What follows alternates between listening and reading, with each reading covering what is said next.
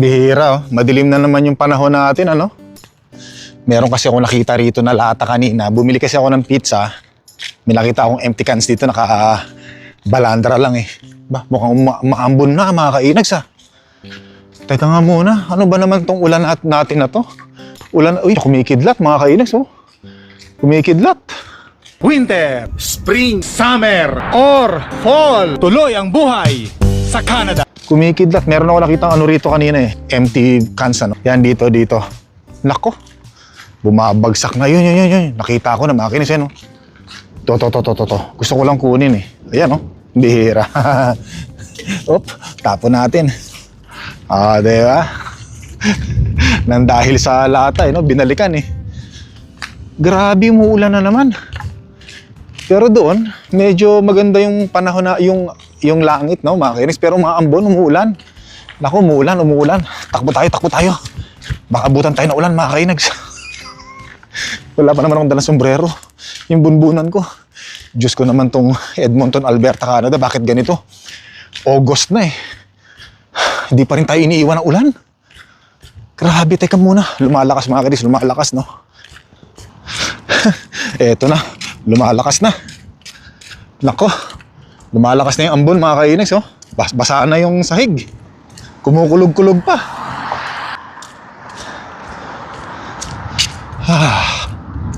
Yun. Diyos ko day. Patay tayo nito.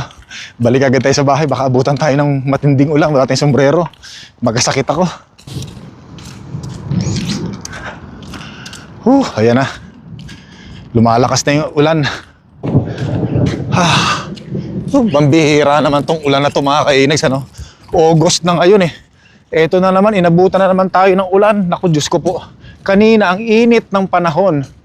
Ngayon, tingnan nyo, biglang umulan na naman. Ayan oh. Ang bihira. August na. 2026, Diyos ko naman yung summer. Hindi na natin na-enjoy. Pambihira naman. Ito na nga lang yung huling buwan. Nababawi sana tayo na mainit ang panahon. Kasi sa September, medyo malamig-lamig na yan mga kainags. Ano ba naman nangyayari dito sa Edmonton, Alberta, Canada? Bakit ganito puro na lang ulan? Hindi ako nagrereklamo mga kainags. Konti lang. Sino ba naman ang hindi magrereklamo mga kainags? Pagka ganitong, buwan-buwan na lang grabe yung ulan. Tapos sa susunod na linggo, outing namin, pupunta kami sa Abraham Lake. Nako, baka umulan na naman. Diyos ko po, Panginoon. Tingnan nyo naman, mga kainags, ang ating kalangitan. Nako, grabe. Pero kanina, mainit ang panahon. Uy, langaw, umalis ka dyan. Bihira ka, oh. Ay, nako talaga. What is happening here in Edmonton, Alberta, Canada, mga kainags, ano? Bihira to. Linggo-linggo ganito ang nangyayari. No, kung natatandaan nyo, meron tayong mga vlogs na sobrang lakas ng kulog, sobrang lakas ng kidlat, sobrang lakas ng hangin, at ng sobrang lakas ng ulan. Ngayon, eto na naman. 3 consecutive weeks na laging maulan. Pero ngayon, medyo mahina naman ulan, mga kainags, ano? Pero, grabe. Bihira naman. Sana sa darating na winter, wag na mag-snow naman, ano? Mas maganda yon. Parang pambihira, no? Hindi pala parang talagang pambihira, grabe. Diyos ko, natuluyan na. Nakasibol si Haring Araw no? Ano raw yan kasal daw ng mga unggoy. Ayun yung mga aso natin. Ako, lakas na ulan, pasok na tayo sa ano. Ay, pumasok na kayo. Pasok na. Halika na. Bilis. Sige na. Grabe. Ayan na, lakas na uli ng ulan. Diyos ko, what is going on here in Edmonton, Alberta, Canada? It's raining again and again. I don't know why the answer. Why oh why? Oh, why? Delilah. Yan, naku, Diyos ko po mga Panginoon. Tingnan nyo mga kainags, nakasikat si Haring Araw, umuulan, sabi nila, ano daw yan, kinakasal daw yung bakulaw. Yan. Si Mahal na rin na nagsabi nun, tapos kumukulog pa. Ayan, grabe. Ay, ano ba yan? Ikaw ang nakaharap na naman? Ha? Kumusta na naman yan? Nakaharap na naman yung batang yan. Ha? Nako, nakanganga ka na naman. Lakas-lakas mo kumain. Ano ha? Lakas-lakas kumain yan Ha? Nakaka-cute lang Ito mga kainis, ano, ang lalakas ng patak ng ulan, oh, grabe. Pero maganda yung benefits ng ulan, ano, kasi itong backyard natin, yung mga lawn grass dito, nakalbo na dati yan, gawa ng ihit, dumi ng aso, pero dahil sa malakas mag-uulan, ulan ng ulan, eh yan, gumanda uli, oh. Tumubo na yung mga damo. Hindi na nakakalbo, mga kainis, ano. Mabuti pa yung lawn grass, tumutubo yung damo. Yung nagbablog, wala na talagang pag-asang tumubo ang buhok. Yan. Ang hira. Ayan oh, grabe. Ayan oh, nako po, Panginoon. Tindi ng ulan. Ano? Maligo kaya ako sa ulan, mga kainis. Parang ang sarap maligo sa ulan. Parang kaya lang kumukulog kasi, tsaka kumikidlat. Nakakatakot, makatamaan tayo ng kidlat eh. Eh, makasalanan ng tao pa naman ako. Wag na, dito na lang tayo. Baka dahil sa pagligo natin sa ulan, eh, mawala ng gwapo rito pag tinamaan ako ng kidlat. Babawasan yung mga malalakas ang dating, malakas ang karisma, malalakas ang appeal. Sayang naman. Kaya na lang natin yung ulan, mamaligo na lang tayo sa shower. Yan. Parang lalong lumakas ang ulan. Lumakas lalo hangin, grabe. Sinabi ko lang na malakas ang dating ko. Malakas ang karisma. Lalong lumakas yung ulan, mabira. Ayan, no? Diyos ko. Abira. Ay, nako. Ayan, no? Magpapalit ng shingles yun, no? Okay lang kung isang araw, no? Hindi abutan ng ulan, mga kainags, ano? Ito na yung langit natin ngayon, no? Pero malakas pa rin yung hangin, mga kainags, oh. Malakas pa rin. Kaya nagsuot ako ng sombrero kasi baka pasukan ng hangin yung ulo ko, eh. Mahirap na. Ayan, mga kainis, kung napapansin nyo yung mga bandila ng Canada, no? Hinahangin talaga, oh. Grabe, oh. Naririnig nyo ba yung lakas ng hangin? Yung hagupit ng mga dahon, mga kainags, ano? Huh?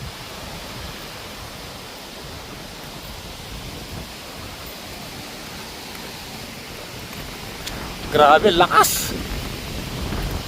Buti nga, hindi pa tinatangay yung sombrero ko, eh. Nilagyan ko ng pandikit yan para nakapatong sa ulo ko, hindi pa rin ang hangin. Ito, si Sayon naman yung papasyal natin, ano? Halika na, anak. Yun! Palubog na araw, oh. Alas 9:30 na ng gabi. O nga pala, mga kainags, ano? Balik tayo sa usapang pag-aalaga ng aso.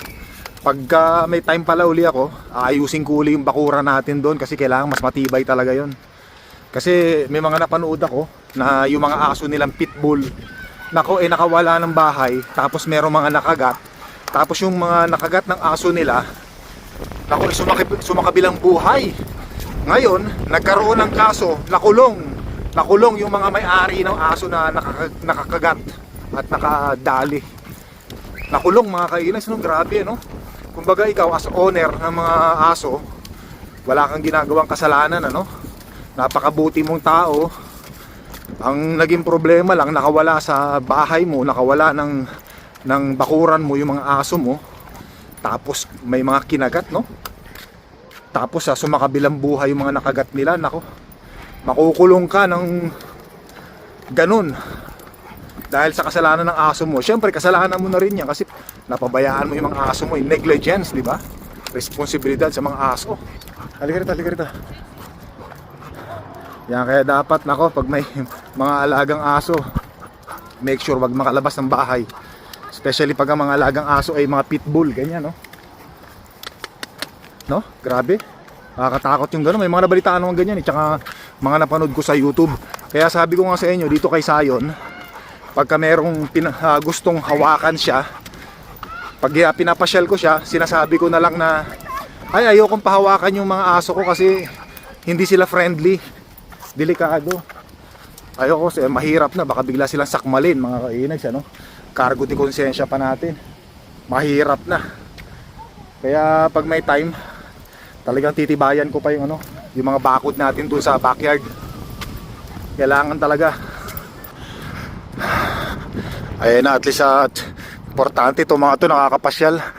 Hindi na i-stress, hindi na di-depress.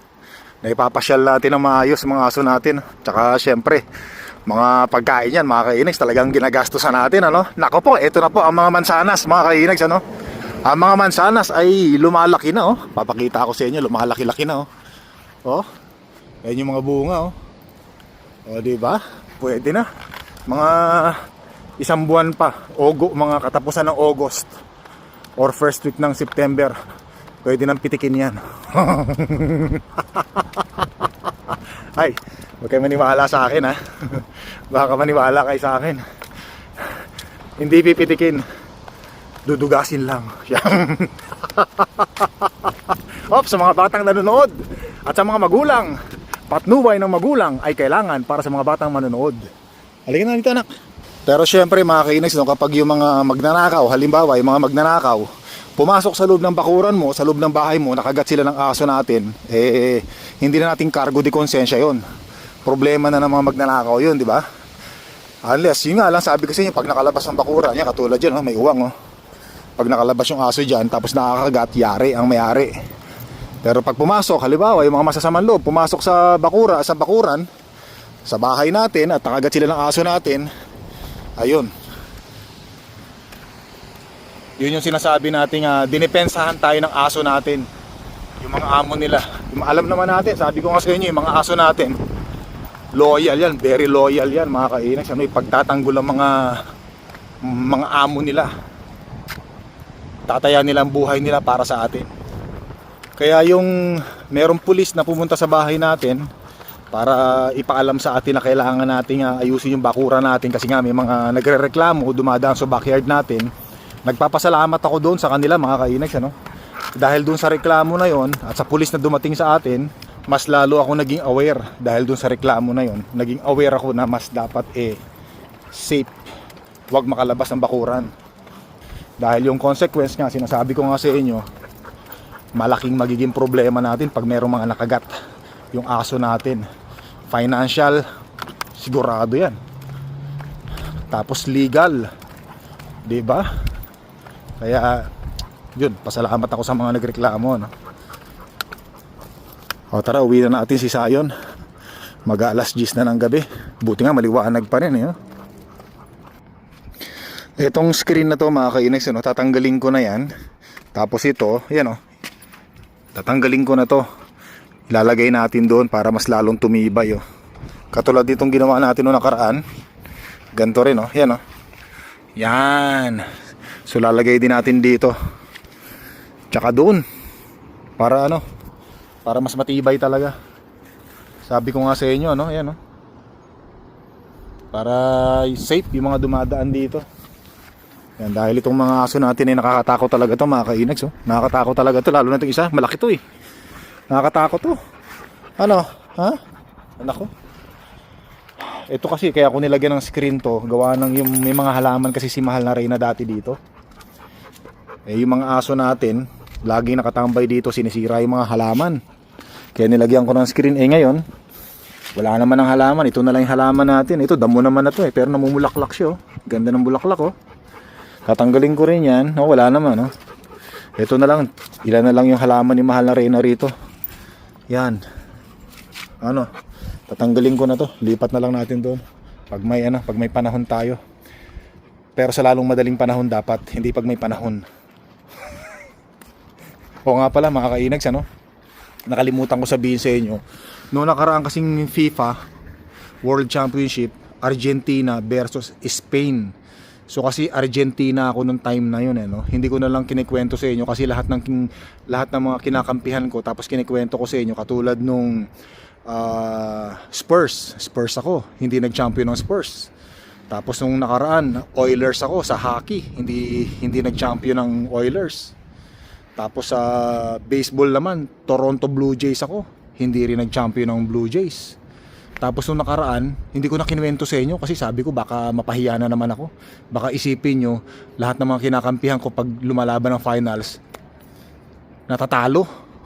Abay, kumampi ako sa Argentina noon. Kay Messi ako mga kainags, ano? Kasi wala silang talo mula hanggang finals, no?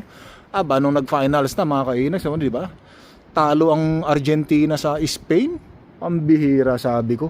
Meron nga palang nag-comment, lahat daw ng mga kinakampihan ko sa mga sports, laging natatalo. Bihira. Oo nga, no? Naisip-isip ko rin bakit kaya. Sabi ko siguro baka may balat ako sa puwet. Abay, tiningnan ko yung yung pigi ko, no? Humarap ako sa salamin, tumalikod ako. Hinahanap ko kung may balat ako sa puwet. Wala naman ako nakitang balat, mga kainags, ano? Sabi ko, ba't kaya lahat ng mga kinakampihan ko natatalo? Eh, hindi ako mapakali. Talagang hinanap ko. Asa kayong balat ko sa puwet? Wala akong nakita eh. Pero meron ako nakita. Dalawa. Nakalaylay.